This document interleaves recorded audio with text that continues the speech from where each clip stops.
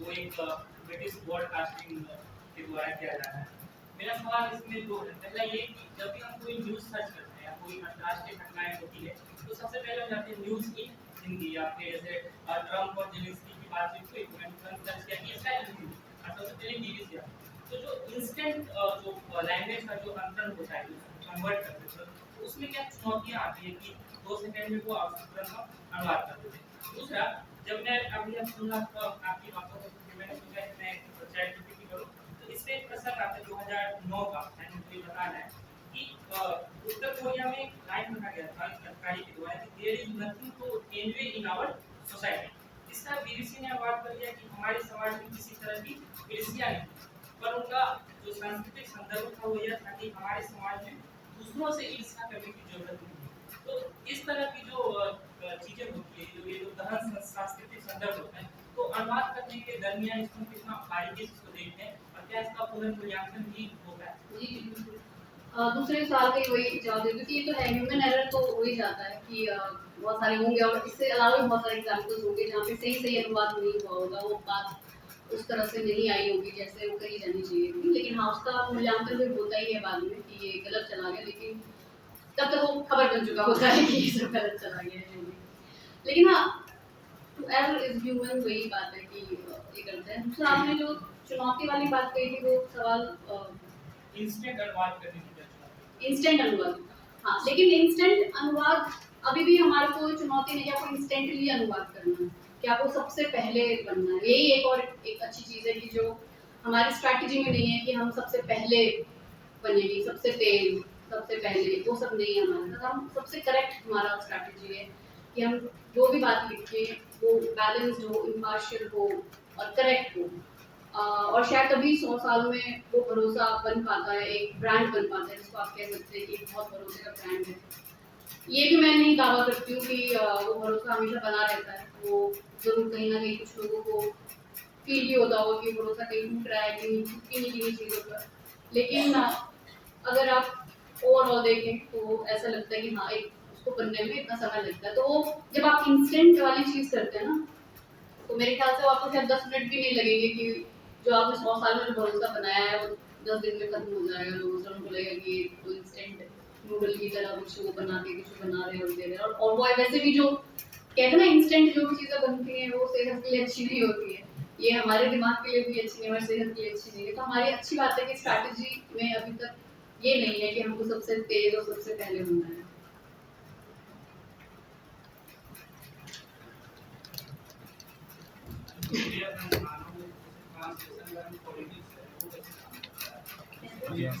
थोड़ा तेज बोलिए। मीडिया संस्थानों में ट्रांसलेशन का पॉलिटिक्स क्या होता है? ट्रांसलेशन का पॉलिटिक्स हिंदी का हिंदी संस्थान का है तो मान लीजिए हिंदी का जो भाषा है हिंदी वाला लिखता है न्यूज़पेपर को उल्टा रखा है। हाँ, तो जो आधे घंटे का उसमें से एक लाइन हिंदी वाला नहीं है, इंग्लिश वाले कोई और बोल रहे हैं। तो इसमें क्या ध्यान रखते हैं कि पाठकों को क्या पसंद आएगा ये या अपना कैसे अपना मतलब देखिए पॉलिटिक्स तो है उसके अंदर ना। मतलब आप सोचिए, आप ये नहीं कह सकते आप एकदम पॉलिटिक्स से जैसे दुनिया अगर जो इसराइल गाजा में कर रहा है उसको जेनोसाइड कह रही है, लेकिन बहुत सारे मीडिया संस्थान उसको उस तरह से ट्रांसलेट नहीं कर रहे हैं। तो पॉलिटिक्स तो होती है, ऐसा नहीं है। बहुत सारी चीजें आप हाइड भी कर लेते हैं या आप उसको किसी और ऐसे शब्द से रिप्लेस कर देते हैं जो शायद उतना अर्थ उसको नहीं देता है जो रियल उसको देना चाहिए, कोई इम्पैक्ट नहीं देता है। तो वो अलग चीज़ है। तो पॉलिटिक्स मेरे ख्याल से सब संस्थानों में जरूर कहीं ना कहीं है। और ये भी पॉलिटिक्स बहुत बारी होती है कि क्योंकि हमने एक चीज़ तय की है कि हम आतंकवादी शब्द कहीं इस्तेमाल नहीं करते हैं। किसी को भी हम आतंकवादी बहुत आसानी से नहीं कहते, चाहे यूएन भी कह रहा है तब भी उसको हम वो एक्सट्रीमिस्ट या इस तरह से ही उसको ट्रांसलेट करते हैं। तो इसकी वजह से बहुत ज़्यादा इंडिया में तो बहुत ट्रोल भी होना पड़ता है उस बात की वजह से। तो पॉलिटिक्स है, लेकिन पॉलिटिक्स का दोनों ही कुछ उसका कुछ पॉजिटिव पॉइंट भी है, कुछ और नेगेटिव पॉइंट भी है। पॉजिटिव ये है कि जो आप किस नज़र से देख रहे हैं, किसी के लिए वही चीज़ अपनी आज़ादी की लड़ाई है और किसी के लिए वही चीज़ एक हिंसा है। तो दोनों बहुत अलग चीज़ हो जाती है। तो हाँ, ये सब हम ध्यान में रखते ही हैं जब भी हम ट्रांसलेट करते हैं कि हम किसी भी चीज़ को ऐसा ना पोर्ट्रे करें जो नहीं है, या वो उस हिंसा को और बढ़ावा देती है, या वो लोगों में उस गुस्से को और बढ़ावा देती है। तो ये सब कुछ छोटी-छोटी चीज़ें तो हम रखते ही हैं। और ये भी सही बात है कि जैसे मैंने अपने भाषण में भी जब बोला कि आपका रीजनल कॉनोटेशन क्या है उस शब्द के लिए, है ना? तो आप जैसे विधवा शब्द तो नहीं हम इस्तेमाल करेंगे, कुछ और उसको रिप्लेस कर देंगे। तो ऐसे ही बहुत बारी हम सोचते हैं कि जब हम भारत में हों तो हम उस बात वो हमारे ऑडियंस के लिए ज़रूरी है कि नहीं है, ज़रूरी है तो हम उसे रखते हैं, नहीं है तो नहीं रखते। जब हम अब अंग्रेज़ी में कुछ अनुवाद करते हैं, बहुत सारी चीज़ें जो यूके के ऑडियंस के लिए ज़्यादा मायने रखती है और हमारे ऑडियंस के लिए मायने नहीं रखती है। तो इसलिए वो ये भी फ़िल्टर भी होता है, वो शब्द एकदम शाब्दिक उसका अनुवाद नहीं होता है।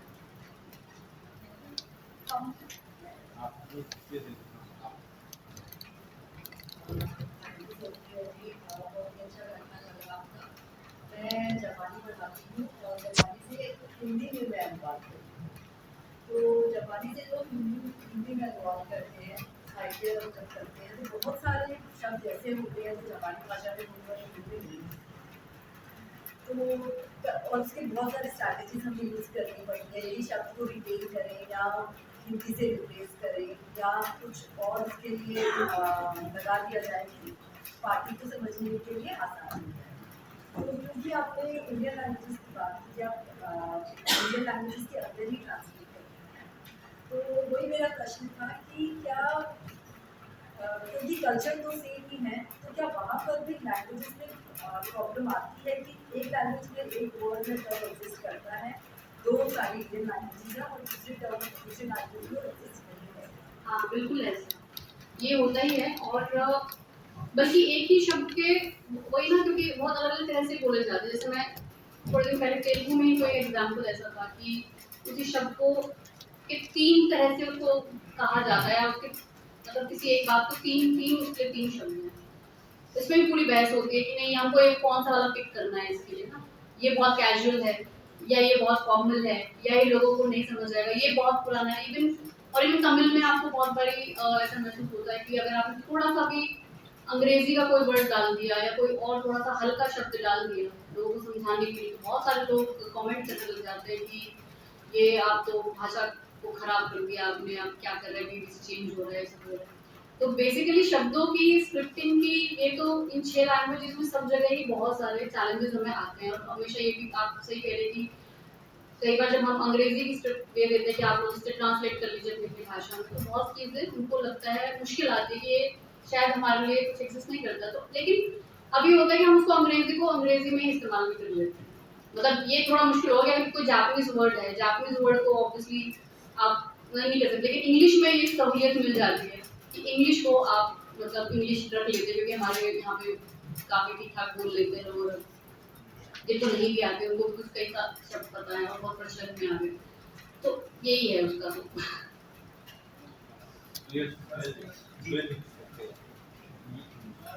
जी ये हिंदी पत्रकारिता अनुवाद पर आश्रित रही है, जैसा मैं देखता रहा। और मैं कुछ पत्रिकाओं के लिए काम कर चुका हूँ, तो वहाँ मैंने देखा कि एक भी शब्द हिंदी का नहीं होता। ऐसी पत्रिकाएं हैं जहाँ एक भी हिंदी का शब्द नहीं, मतलब पूरी पत्रिका अनुवाद पर आश्रित। तो यहाँ एक शब्दानुवाद की प्रवृत्ति भी बढ़ती गई है। जैसे मैं एक उदाहरण दूंगा कि टू ब्रेक न्यू ग्राउंड अंग्रेजी का मुहावरा है।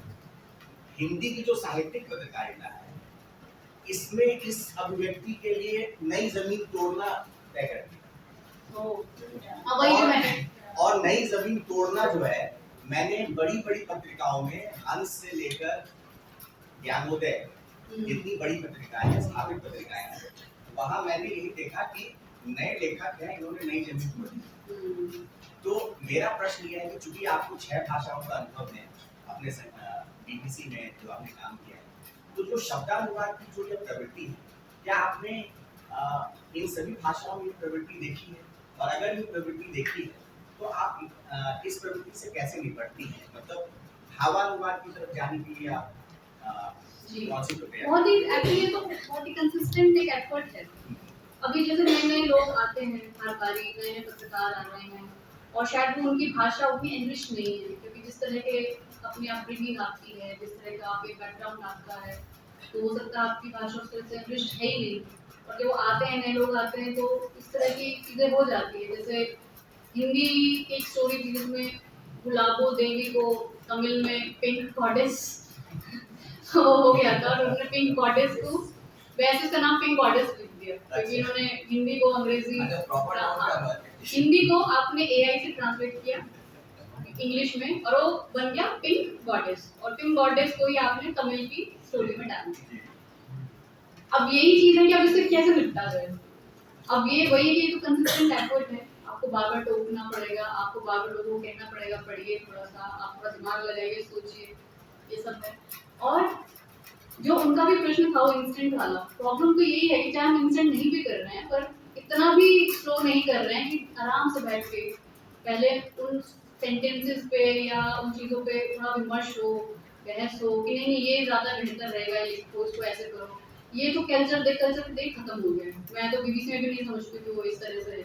होता होगा शायद 7-8 साल पहले, जब उतना काम नहीं होता था, सिर्फ रेडियो का काम था, तो हो सकता है उस वक्त वो उस तरह से पूरा सोच समझ के चीज़ें करते होंगे। अब तो बहुत ज़्यादा काम होता है, लोग कम होते हैं और समय भी कम होता है, तो वो विमर्श वो होना चाहिए।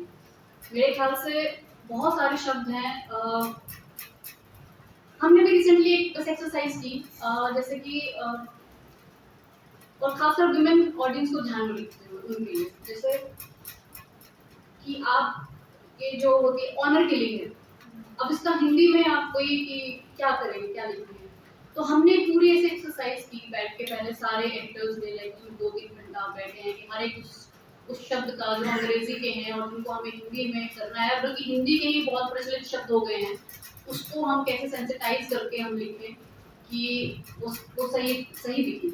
तो उस पर हमने पूरा विमर्श किया, बैठे, समय लगाया। फिर एक व्यक्ति जो प्रोजेक्ट मैनेजर हैं, उन्होंने पूरा उसको फिर बैठ के उसको ठीक किया, जो सब लोगों की एक सर्वमान्य जो एक निकल कर आई, तो उन्होंने उसको बनाया। फिर वो हर एक लैंग्वेज के साथ उस पर प्रेजेंटेशन किया, उनको बिठाया, उनको समझाया कि ये चीज़ क्यों नहीं, क्या नहीं है ना। तो जैसे मेरी सीरीज द लास्ट मैन है, तो अब लास्ट मैन क्यों है ना, तो हम इस पर सोचा कि लास्ट मैन आप क्यों मैंने रखा था और कोई उसमें इन्वॉल्व नहीं था, तो लास्ट मैन क्यों रखा है, तो माइल क्यों नहीं है।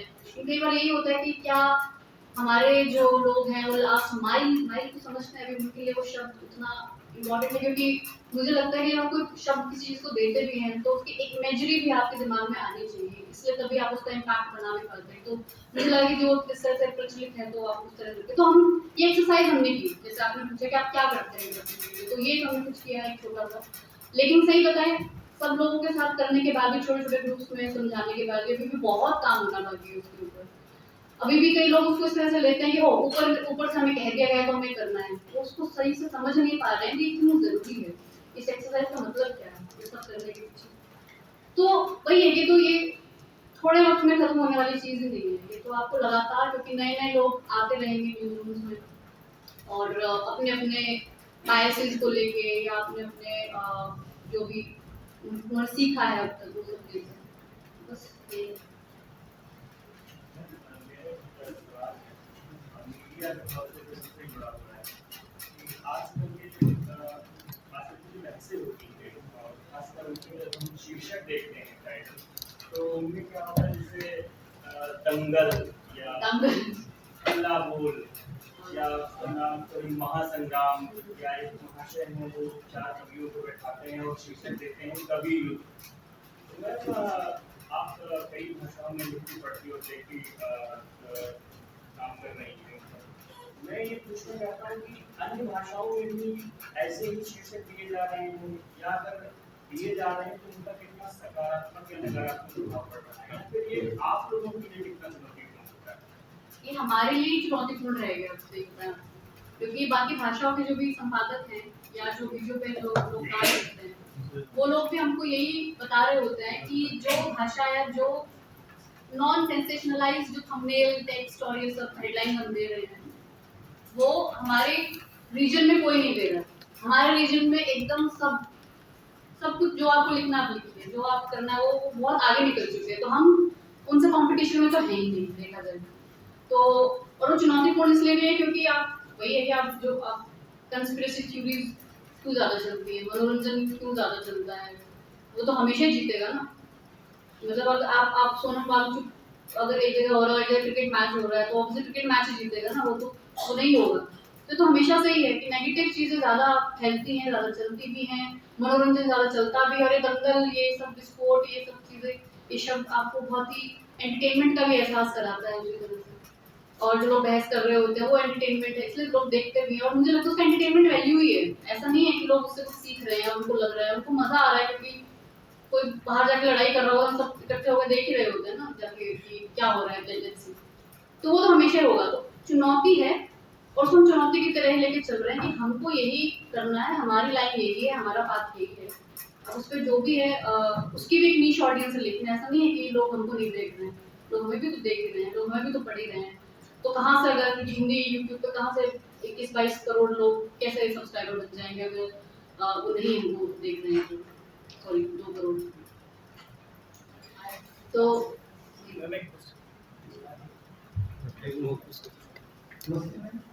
मेरा प्रश्न ये आ रही आवाज प्लीज। नमस्ते मैम, मेरा प्रश्न ये है, आपने कहा कि ट्रांसलेशन भाषा का केवल बदलाव नहीं है, ट्रांसलेशन भी।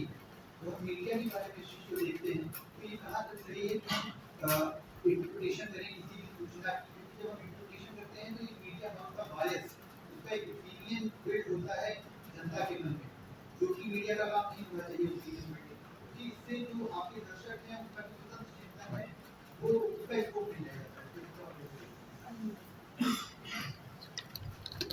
देखिए ये कहना बहुत ही आसान है कि उसमें ओपिनियन हमको नहीं देना चाहिए, लेकिन ऐसी बहुत सारी चीजें होती है जिसपे हमारा पर्सपेक्टिव होता है और वो होना ही चाहिए, है ना। जैसे अगर मैं बीबीसी की बात करूँ तो जैसे कैपिटल पनिशमेंट के वो उसके खिलाफ है, तो जो खिलाफ है वो पक्षी है ना कि हम कैपिटल पनिशमेंट को हम ये नहीं कहेंगे कि इसको बढ़ावा नहीं देंगे नहीं देंगे, लेकिन बहुत सारे लोग हैं इंडिया में भी जो जिनको कैपिटल पनिशमेंट के जो पक्ष में होंगे, जिनको लगता है कि कुछ भी चीज़ होती है तो उनको सबसे पहले फांसी पे लटका देना चाहिए, वो अपने रोजमर्रा की भाषा में किसी पे बात करते हैं। तो ऐसा नहीं है कि हमेशा आप ओपिनियन ये है कि भाई आपने बिना सोचे समझे, बिना कोई रिसर्च लिए और अपनी जो मन का बायस है वो उड़ेल दिया, उसको मैं शायद कहूँगी कि ओपिनियन देना है। लेकिन पर्सपेक्टिव देना उससे थोड़ा सा उसके बियॉन्ड है। पर्सपेक्टिव में आप एक्चुअली बहुत सोच समझ के, रिसर्च करके, लोगों की बातें सुन के और उसको तय करते हैं कि हाँ इसका पर्सपेक्टिव क्या होना चाहिए। मेरे ख्याल से वो तो ज़रूरी ही होगा। तो वरना जब हम ये बताते रहें कि ये चीज़ कि ये हुआ, इसने कहा, उसने ये कहा, तो फिर वो आपके लिए कहाँ से मतलब रेलेवेंट है कि उन्होंने ये जवाब दिया, उन्होंने ये जवाब दिया, बात कर दी। तो आज और मुझे लगता है कि जो मैं अपना अनुभव कर रही हूँ कि लोगों को पर्सपेक्टिव चाहिए। ये काम हमारा ही है, अगर आपके पास समय नहीं है, आप अपने दूसरे काम करते हैं, तो आपके पास काम तो ये मीडिया का ही ना, क्या मीडिया के पास जाए तो आपको प्रॉपर पर्सपेक्टिव में चीज़ दे और उसका एक एंगल दे, उसके बारे में एक समझ दे, तो वो काम हमारा है। उस पर हमको मेहनत करनी है 8 घंटे 10 घंटे ऑफिस में बैठ के। तो हाँ, तो ओपिनियन और पर्सपेक्टिव में मुझे अंतर है। तो मैं ओपिनियन के तो पक्ष में नहीं हूँ कि ओपिनियन होना चाहिए, लेकिन पर्सपेक्टिव होना ज़रूरी है।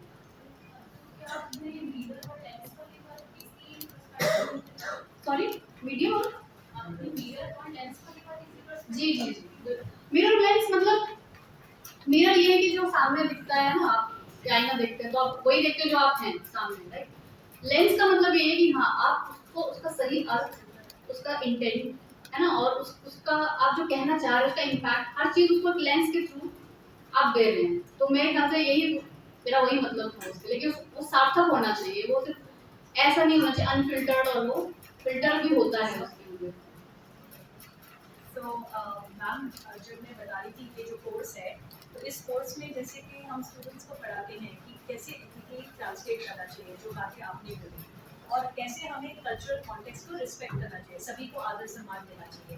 तो आपने क्योंकि गायत्री स्पिवक कभी आई थिंक आपने मेंशन नहीं किया, तो गायत्री स्पिवक का एक बहुत फेमस लाइन है जो उन्होंने अंग्रेजी में कहा था, the violence of translation raises the subaltern voice, ठीक है, जिसे अगर हिंदी में कहें तो अनुवाद की जो हिंसा है, जो subaltern आवाज को मिटा देती है।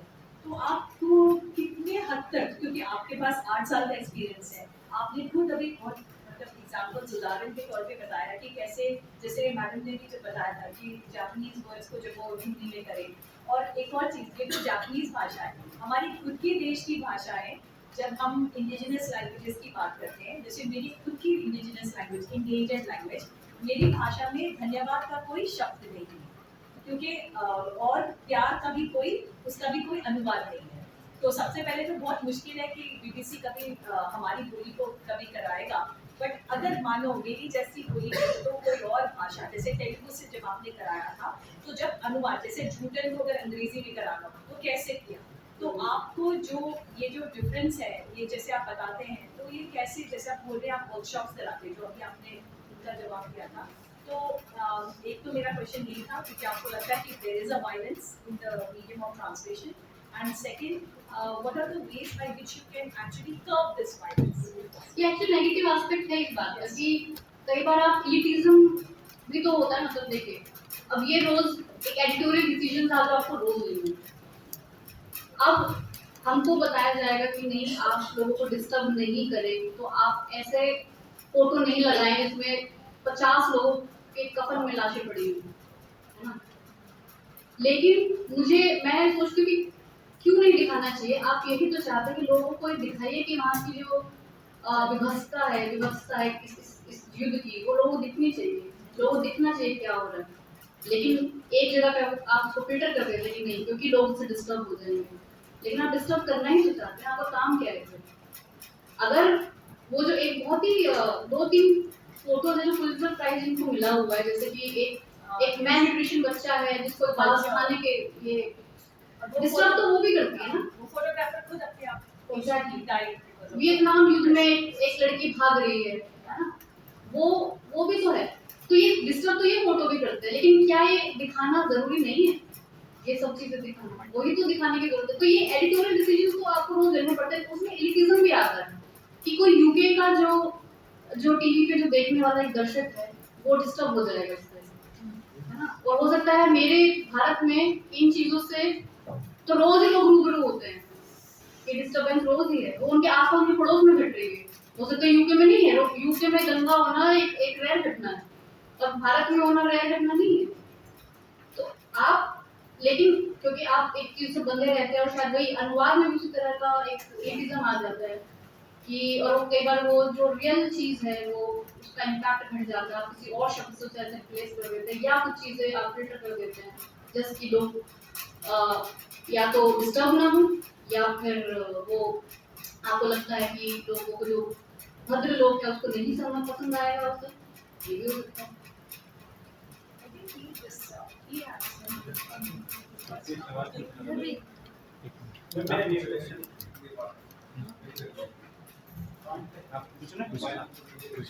मैम मेरा क्वेश्चन ये है कि आज भी देखा जाता है कि जो समाचार संस्थाएं और अच्छी विश्वसनीय समाचार संस्थाएं हैं, वो एक तरीके से, जिस तरीके से अंग्रेजी में ग्राउंड जीरो पर काम होता है, तो ग्राउंड जीरो तक नहीं पहुंच पा रही है। मतलब आज भी जो अच्छी न्यूज एजेंसीज हैं वो फिर अंग्रेजी में काम कर रही हैं, या फिर वो यूट्यूब पे उपलब्ध है, लेकिन प्रिंट मीडिया में या फिर टीवी चैनल के रूप में दिखाई पड़ती हैं। लेकिन आज भी इस देश का एक बहुत बड़ा तबका है जो टीवी चैनल से और प्रिंट मीडिया से खबरें प्राप्त करता है। क्योंकि जैसे यूट्यूब है, यूट्यूब सिर्फ एक सर्च के, जब हम सर्च करते हैं तो हमें अच्छी जानकारी मिलती है। हाँ, एल्गोरिथम पर डिपेंड करता है, क्योंकि एक ग्रामीण और हाशिए के क्षेत्र से आने वाला व्यक्ति, उसे पता ही नहीं है कि क्या विश्वसनीय है क्या नहीं, जो एल्गोरिथम पे आ जाएगा वो उसे लेगा। तो ये अनुवाद की समस्या है या फिर प्रॉफिट जनरेट नहीं हो पा रहा है, इसकी वजह से ऐसा हो रहा है, क्योंकि बहुत बड़ी समस्या है। मुझे बिल्कुल है, प्रॉफिट जनरेशन आई थिंक उसका एक बड़ा रीजन है। मतलब आप अगर एक प्रिंट में भी देखेंगे तो प्रिंट में भी पहले इस तरह के रिपोर्टर होते थे जो रूरल रिपोर्टर है, या इकोनॉमिक रिपोर्टर है, या इस तरह के बहुत छोटे अलग-अलग, या हेल्थ रिपोर्टर है, या एजुकेशन रिपोर्टर है, ये सब होते थे। ये सारे जो पद हैं वो सब खत्म हो गए हैं। अब एक ही रिपोर्टर, हमारे तो बीबीसी में भी ऐसे ही होता है कि एक ही व्यक्ति जो सब तरह की चीज़ें करता है, ग्राउंड पे जाकर सब तरह के रिपोर्ट्स करता है। उसका एक बस ये नुकसान ये होता है कि आपकी वो एक्सपर्टीज जो 10-15 साल आप उस एक सब्जेक्ट पे डेवलप करते हैं, तो वो तो खत्म ही हो गई है। तो आप लेकिन ये हो गया कि आप धीरे धीरे थोड़ा सब चीज़ों को थोड़ा सा सीख लेते हैं करना। तो वो प्रॉफिट जनरेशन की वजह से ही एक वो इशू हुआ है कि न्यूज़ चैनल अब अपना ज़्यादा रिपोर्टर्स भेजते नहीं हैं ऑन ग्राउंड, क्योंकि अगर वही जो दंगल देख के ही अगर उनको टीआरपी मिल रही है, एंटरटेनमेंट मिल रही है, तो वो क्यों उस पर पैसा खर्च करेंगे। और एक ग्राउंड रिपोर्ट पर बहुत खर्चा होता है, 1-1.5 लाख रुपये आपका जा सकते, कि आप मान लीजिए आप झारखंड के किसी गांव से करना चाहते हैं वो रिपोर्ट। हमने एक की थी एक स्टोरी यूरेनियम माइनिंग के ऊपर ही, तो 5 दिन आपको रहना पड़ा जमशेदपुर में, रोज आप 30 किलोमीटर अंदर जाते थे, फिर वापस आते थे गाड़ी से, फिर रुकते थे, फिर तो पैसा बहुत खर्च होता है। फिर आप झारखंड तक जाने का भी पैसा है, या प्लेन से जा रहे हैं, कैसे जा रहे हैं, तो खर्चा बहुत होता है। तो इस खर्चे को फिर आप उससे कंपेयर करते हैं कि लोगों ने देखा कितना है इसको। अभी बीबीसी जैसी जगह पे संभव था कि हमें लगता नहीं था कि इसको लोग देखेंगे, तो लेकिन फिर भी हमने उसको अटेम्प्ट किया। पर अच्छी बात ये थी कि पता नहीं एल्गोरिदम ने हमें कैसे, शायद हमारी नीयत को उन्होंने रिवॉर्ड किया कि वो देखा बहुत लोगों ने, लाखों करोड़ों लोगों ने उसको देखा सब स्टोरीज को। तो ये चांस की बात है, लेकिन तो लोगों को वो भरोसा नहीं है, मतलब जो न्यूज़ मालिक है, न्यूज़ चैनल से मालिक होंगे या प्रिंट देखो। अभी आप देख रहे हैं कि प्रिंट वाले जो लोग हैं, जैसे इंडियन एक्सप्रेस भी है, और ये तो बहुत सारे कॉन्क्लेव्स बहुत करने लग गए हैं, इंडिया टुडे बहुत सारे कॉन्क्लेव्स करने लगा है। वो पैसा जनरेट करने का ही एक माध्यम है स्पॉन्सरशिप से, क्योंकि एक्चुअली सब लोग सर्वाइवल मोड पे हैं अभी, बिजनेस प्रॉफिट कमा रहे हैं, लेकिन वो इसके लिए तैयार नहीं है कि अगर उनको 500 करोड़ का हर साल फायदा होता है, तो अगर 300 करोड़ रुपए पे आ जाए तो चलो काम चल जाएगा, उसको नुकसान मानते हैं 200 करोड़ को कम होने से। तो ये सब चीजें हैं जो वो उसी वजह से चैलेंज आया है। मैम, आपने अपने वक्तव्य में सोशल इंक्लूजन और रीजनल कॉन्नोटेशन की बात की। हम देखते हैं कि जो बीबीसी है या अन्य वैकल्पिक मीडिया के माध्यम है, वो उन मुद्दों को उठाते हैं जो कई बार जो मुख्य धारा का मीडिया उन्हें छोड़ देता है। और हम जैसे मेरा जो ग्रेजुएशन में एक सर्वे मैंने कंडक्ट करवाया कि कैंपस में क्वियर अनुभव, तो इस तरह की चीज़ें हैं जो जिनमें जो स्थानीय भाषाएं हैं उनमें कई पूर्वाग्रह होंगे, और अगर आप उनकी बात करते हैं स्थानीय भाषाओं में, तो आपको एक तरह का विरोध का सामना भी करना पड़ेगा। तो आप किस तरह से इस चीज़ को मैनेज करते हैं कि हम उन चीज़ों की बात तो करें, लेकिन इस तरीके से करें कि उतना विरोध भी ना हो, और क्योंकि आपका संबंध फील्ड से भी होगा और न्यूज रूम से भी होगा, तो आपको पता होगा कि किस तरह से मतलब अशिक्षित कोई एग्जांपल आप दे सकते हैं कि कौन सा ऐसा मुद्दा या टॉपिक है? जैसे मैम जेंडर को ही ले लें कि पूरा एक स्पेक्ट्रम है, अब इस तरह की हम मान्यता रखते हैं, तो अब आपको बताना है कि जैसे अब गे लेस्बियन है, तो उनका हम हिंदी में तो हम समलैंगिक कह देते हैं, तो आपने कहा आपके यहाँ 6 भाषाओं में काम होता है, तो आप उन स्थानीय संस्कृतियों में वो शब्द प्रचलित नहीं है, तो आप किस तरह से उन्हें समझाने का प्रयास करते हैं और वहाँ की स्टोरीज को कैसे जगह? ये एक्चुअली वही जो मैंने बता रही थी, हम वर्कशॉप करते हैं, तो ये जो एक वर्ड नहीं था, उसमें कम से कम 50-60 ऐसे शब्द थे जिन पे हमें काम करना था कि यौनिक हिंसा क्या है, यौन दुर्व्यवहार क्या है ना, बहुत अलग अलग चीज़ है, ये सब जेंडर से रिलेटेड चीज़ें हैं। इसको आप कानून में इसके बारे में क्या लिखा है, लेकिन हम इसको क्या लिखेंगे। बहुत सारे मामलों में हमने ये भी करना शुरू कर दिया है कि अब आप ये नहीं लिखते कि he says it, you know, we say she says it, right? Just to मतलब उसको आप जानबूझ के लोगों को के लिए नॉर्मलाइज करना चाहते हैं। अब उसको आपको नॉर्मलाइज करना उन चीज़ों को, उन शब्दों को, तो आपको बार बार रिपीट करने पड़ेंगे और दिखाना भी पड़ेगा, चाहे लोगों को पसंद नहीं भी आ रहा हो, चाहे वो उनके बाहर करो, लेकिन वही ज़रूरी है। इसी तरह के हमने और बहुत सारी चीज़ें की, जैसे हमने एक हमारे इंटरव्यू के लिए हमने एक एंकर को हायर किया था जो LGBT कम्युनिटी से ही थे, और बहुत सारे कमेंट्स बहुत ख़राब आते थे उनको लेके, खासकर बहुत आता था, लेकिन ये हमने जिद पकड़ ली कि ये तो रहेंगे ही, राइट, और ये नॉर्मली होगा, एक दिन कमेंट बंद हो जाएंगे, हम कमेंट्स हटा देंगे, लेकिन वो रहेंगे, तो ये कमिटमेंट है, वो कमिटमेंट से ही आएगा ना, और वो नॉर्मलाइज आपको ऐसे ही करना पड़ेगा। अब जब हम वेब सीरीज देखते हैं, वेब सीरीज में कई सालों में बहुत सारे जेंडर और स्पेक्ट्रम की बहुत सारी कहानियाँ होती हैं, हालांकि उस पर बहस हो सकती है कि वो अच्छी तरह से दिखा रहे हैं नहीं दिखा रहे, लेकिन कम से कम वो नॉर्मलाइज कर रहे हैं, क्योंकि बार बार आप जब लोगों को चीज़ दिखा रहे हो, जो कहानियाँ बता रहे हो, मुझे लगता है कि हाँ नॉर्मल है। तो वही मीडिया का काम है मेरे ख्याल से, जो चीज़ आप आपका जो कमिटमेंट है और वो लोगों को समझे, उन तक जाए, उनके लिए नॉर्मलाइज हो, इसलिए आप उसको बार बार दिखाएं। ठीक है बहुत सारे सवाल हो गए। एक्चुअल जेन्यू वेलकम है हाँ, मैं जेन्यू आज पहली बार फील कर रही हूँ पर्सनली। Thank you.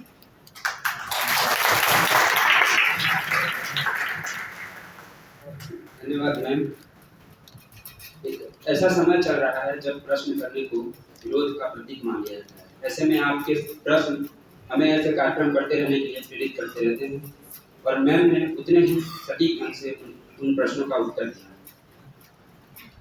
वैसे तो स्क्रिप्ट में था कि वंदना झा मैम आएंगी और अध्यक्ष जी वक्तव्य देंगे अपना, पर चूंकि उनको कुछ कारणों से जाना पड़ा लेकिन हमारे लिए खुशी का पल है कि अब हमारे बीच 2 अध्यक्ष वक्तव्य के लिए प्रोफेसर मौजूद हैं। तो मैं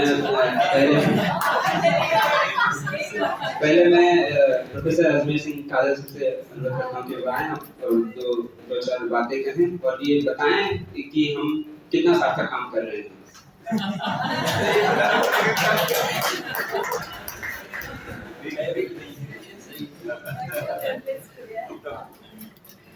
आज के इस महत्वपूर्ण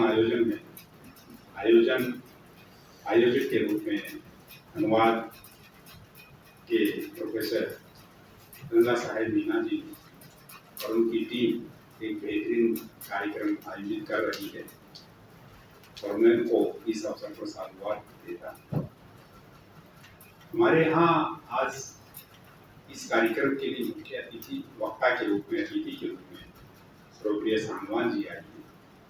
उन्होंने बहुत बेहतरीन ढंग से उन सवालों को जो अनुवाद और बीबीसी के जरिए जिसको पूरी दुनिया एक खास इमेज के रूप में देखती है, उन्होंने अपने भाषण में इस बात को बताया भी कि कुछ भी हो जाए, सारी दुनिया में तहलका मचने के बावजूद भी बीबीसी को फिर एक क्रेडिट मिलता है।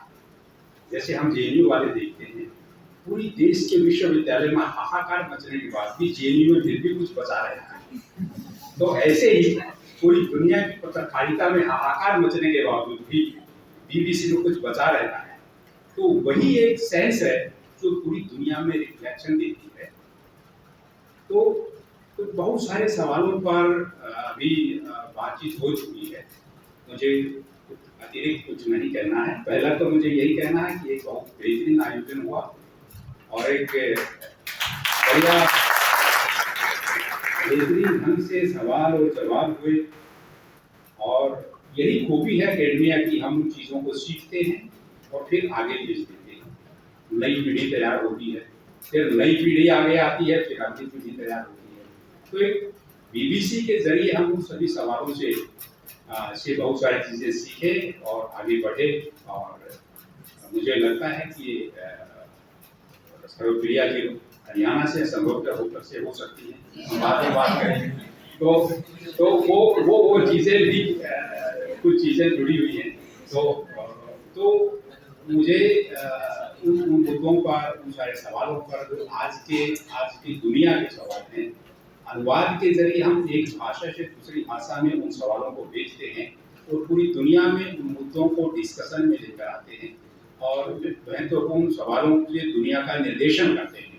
इसलिए बेहतरीन जो ब्रॉडकास्टिंग या अनुवाद के जरिए जो चीज़ आती है उसको हम एक तरह से पूरी दुनिया को बेहतर बनाने का प्रयास करते हैं। अनुवाद भी वही एक जरिया है, जो मैं जानता हूँ दूसरी भाषा में भेज दूँ, जिसको दूसरी भाषा आती है वो वहाँ से यहाँ भेज दे, तो इसी से दुनिया का निर्देशन होता है।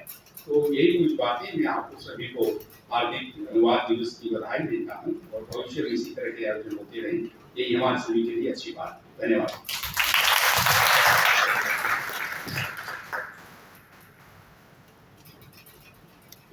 धन्यवाद सर। अब मैं प्रोफेसर रामचंद्र सर से अनुरोध करूंगा कि वह और दो बातें करें।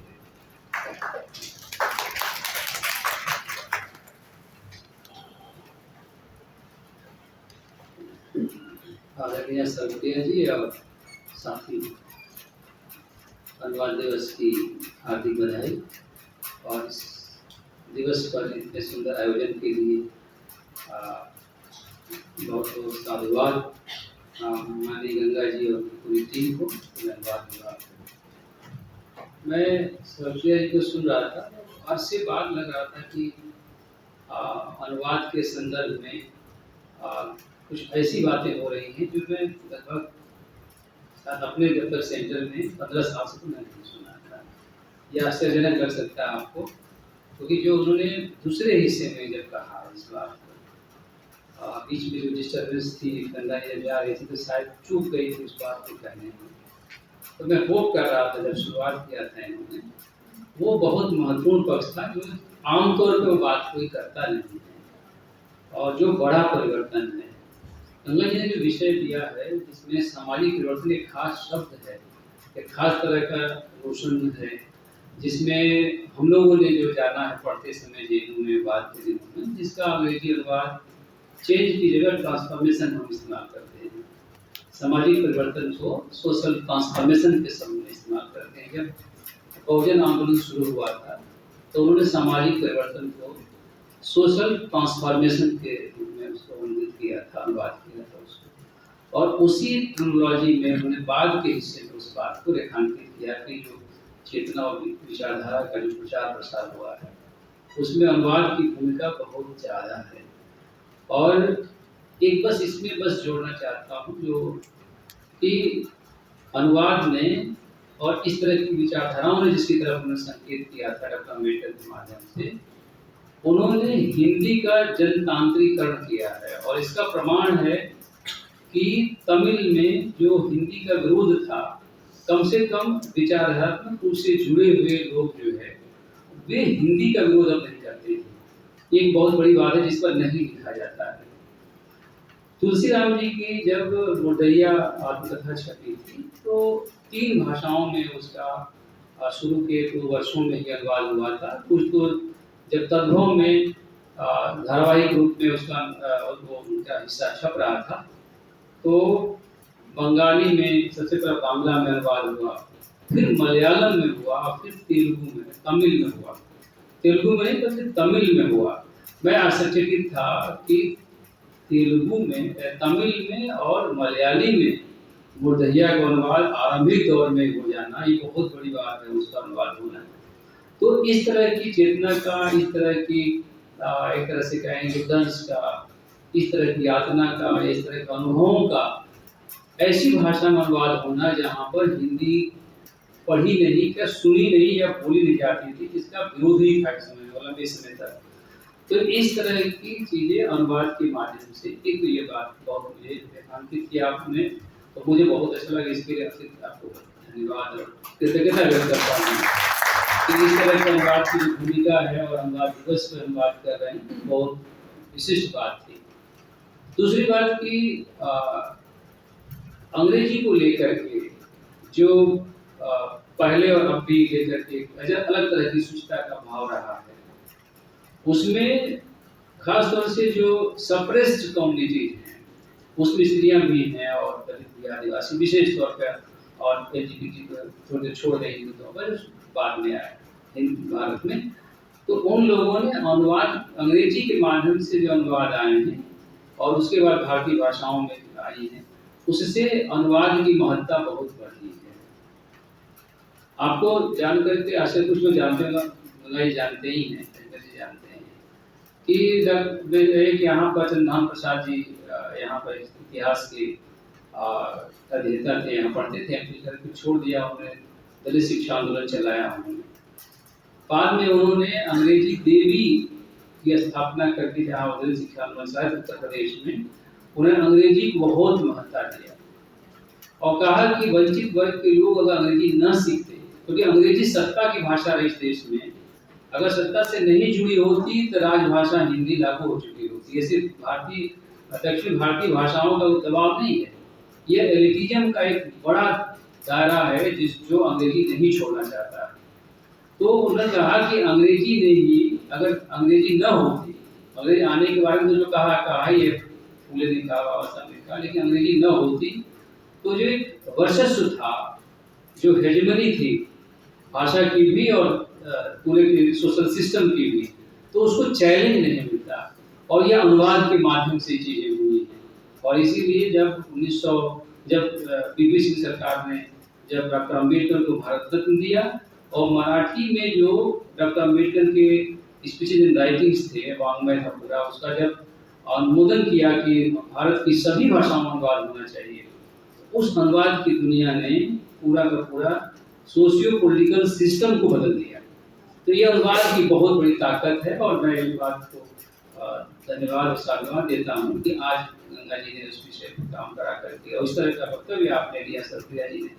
आप जहाँ से रहने और जहाँ जिस प्रदेश की रहने वाली हैं, और पश्चिम उत्तर प्रदेश में तो सुना था, लेकिन हरियाणा में आम किलिंग का शब्दावली कुछ ज़्यादा ही जोड़ती रही है, उसका जिक्र किया उस भाषा अनुवाद को लेकर के भी। वहाँ से आप आकर के इतनी विशिष्ट बात कही, तो मैं व्यक्तिगत तौर पर भी और अपने सेंटर की ओर से, भारतीय भाषा केंद्र की ओर से भी हार्दिक कृतज्ञता और साधुवाद करता हूँ। बहुत बहुत धन्यवाद।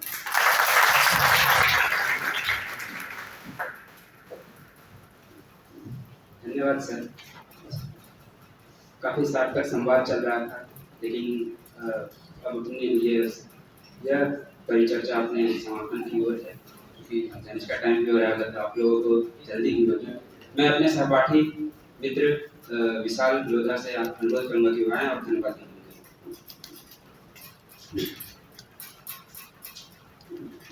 सभी को प्रेस दिवस की हार्दिक शुभकामनाएं। सबसे पहले सरप्रिया सांगवान मैम का बहुत बहुत धन्यवाद, जो भारतीय भाषा केंद्र में आई और इतना अच्छा वक्तव्य दिया जनसंचार, अनुवाद और सामाजिक परिवर्तन विषय पर। वंदना झा मैम का बहुत बहुत धन्यवाद, जो अभी हमारे बीच उपस्थित नहीं है, लेकिन उनकी कहीं ना कहीं छवि हमारे बीच हमेशा उपस्थित रहती है। बहुत बहुत धन्यवाद मैम। संदेशा मैम का बहुत बहुत धन्यवाद, जो अनुवाद के हर कार्यक्रम में हमारा सहयोग देती हैं। बहुत बहुत धन्यवाद मैम।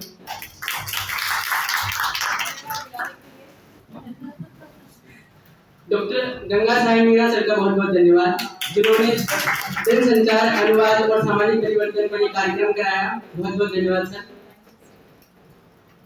और अध्यक्षीय वक्तव्य के लिए अजमेर सिंह काजल सर और रामचंद्र सर का बहुत बहुत धन्यवाद, जिन्होंने वास्तव में ये बताया कि हमारा ये कार्यक्रम कितना सार्थक हुआ। और जयंत जिज्ञासु सर का बहुत बहुत धन्यवाद, जो यहाँ आए और इस कार्यक्रम को सुना। बहुत बहुत धन्यवाद। मंच संचालन के लिए आशीष जी का बहुत बहुत धन्यवाद। इतना शानदार मंच संचालन किया, हम सभी और खुश हैं। धन्यवाद आशीष जी। और अंत में ना ऋषि भैया और उनकी वॉलेंटियर टीम का बहुत बहुत धन्यवाद, जो हर समय हमारे साथ रही। और अंततः सभी श्रोतागणों का बहुत बहुत धन्यवाद, विशेषकर हिंदी साहित्य के शोधार्थियों का, जिन्होंने हमारा सहयोग किया। हिंदी और हिंदी अनुवाद अगर साथ रहे तो हम भारतीय भाषा केंद्र को बहुत आगे तक पहुंचा सकते हैं। बहुत बहुत धन्यवाद।